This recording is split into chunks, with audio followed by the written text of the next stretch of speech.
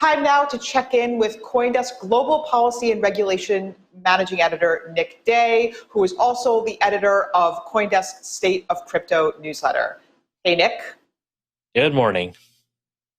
Good morning. All right, Hey. Nick, well, we've definitely spent a lot of time talking about the infrastructure bill, but apparently there has been some news on that front. Can you just give us the most recent update?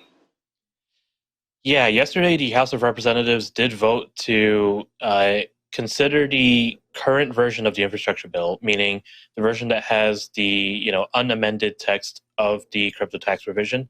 On September 27th, it's going to be put up to a vote, but it looks like the House will not allow any amendments prior to that date. So, unless something very significant changes in the next month, we're not going to see any amendments allowed for the crypto tax provision.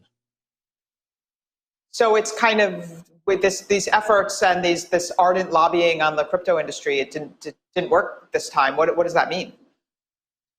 Yeah, I mean, basically, it's going to be up to either looking to amend this through another bill later on, which is something that a couple advocates have suggested, or seeing if there's any leeway at all, to pass a new rule that would allow for an amendment within the next month. But yeah, as it stands, all that effort, really what it did was call attention to the issue, but without meaningfully changing the final result of it. You would think a lot of angry tweets would have changed things, but here we are. There's also a sudden withdrawal of a couple of Ether futures ETF proposals from Van Eck and ProShares. What's that about, and what does that tell us?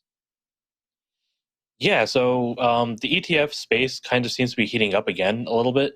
We're seeing, Van Eck and ProShares, as you mentioned, applied for and then withdrew Ether futures-based ETF applications, which could suggest, I think it feels almost like a conspiracy theory, but like the most likely scenario here is that the SEC got in touch with them and said, we're not looking to approve an Ether futures ETF right now. That seems to be the most reasonable explanation for the timing of these withdrawals, but at the same time, we're seeing a huge surplus of Bitcoin futures ETF applications being filed. And that's because, we've talked about this before, but SEC Chair Gary Gensler said that a futures-based ETF might be, something that the SEC would actually approve ahead of a, spot ETF.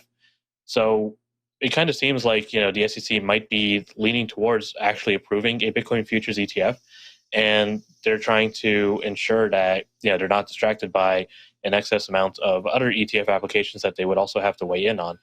And it kind of comes down to which laws that the applications are filed with. These are all 40 Act applications that we're looking at right now through the futures ETF. So I think the overall message seems to be that Bitcoin futures ETFs are possibly definitely on the menu for this year.